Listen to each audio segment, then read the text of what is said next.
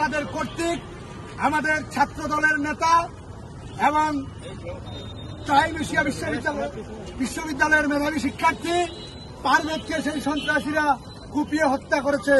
আমরা দ্ব্যর্থহীন ভাষায় এর তীব্র নিন্দা ও প্রতিবাদ জানাই।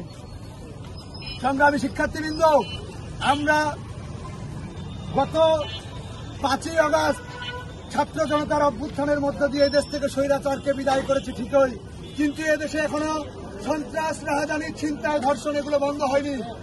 এই ফলশ্রুতিতে আমার ভাইকে তারা হত্যা করেছে।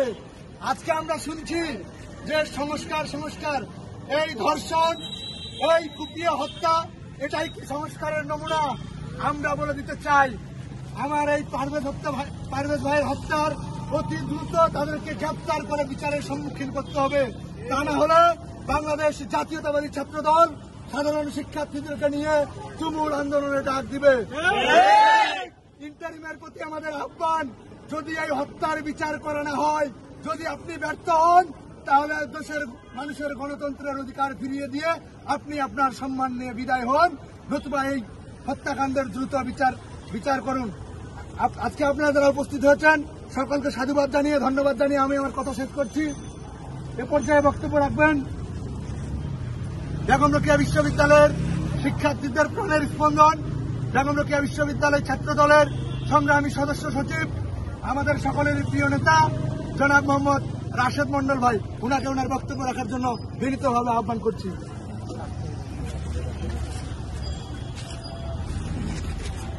সংগ্রামী সাথী ও বন্ধুগণ, গত 5ই আগস্ট ছাত্র জনতার অভ্যুত্থানের মাধ্যমে আমাদের গণতন্ত্রী বাংলাদেশের লক্ষ্য নিয়ে আমরা সবাই কাজ করছি। সেই সময়ে ক্যাম্পাসের গেটেই টাইম এশিয়া ইউনিভার্সিটির আমাদের প্রিয় শিক্ষার্থী, সে ক্যাম্পাসের গেটেই বৈষম্যবিরোধী ছাত্র আন্দোলনের কতিপয় সন্ত্রাসীদের দ্বারা হত্যাকাণ্ডের শিকার হয়। আমরা বরাবরে বলে আসছি, ক্যাম্পাসগুলোতে রাজনীতি হবে সৃষ্টিকরার রাজনীতি। এইখানে থাকবে না কোনো বৈষম্য, এইখানে থাকবে না কোনো দলীয় কোনো কি বলে চলতে থাকার কারণে কেউ হয়রানির শিকার হবে না। কিন্তু তারপরেও গতকাল পারভেজ যে হত্যাকাণ্ডের শিকার হয়েছে তার একটাই কারণ, সে ছাত্র দল করে। এই ছাত্র দলের ন্যায় লাগায় এই বৈষম্যবিরোধী ছাত্র আন্দোলনের গণালী শাখার কতিপয় সন্ত্রাসী হৃদয় সহ যারা আছে, তারা যে এই যে হত্যাকাণ্ড ঘটিয়েছে, একজন মায়ের কোল থেকে একজন সন্তানকে তারা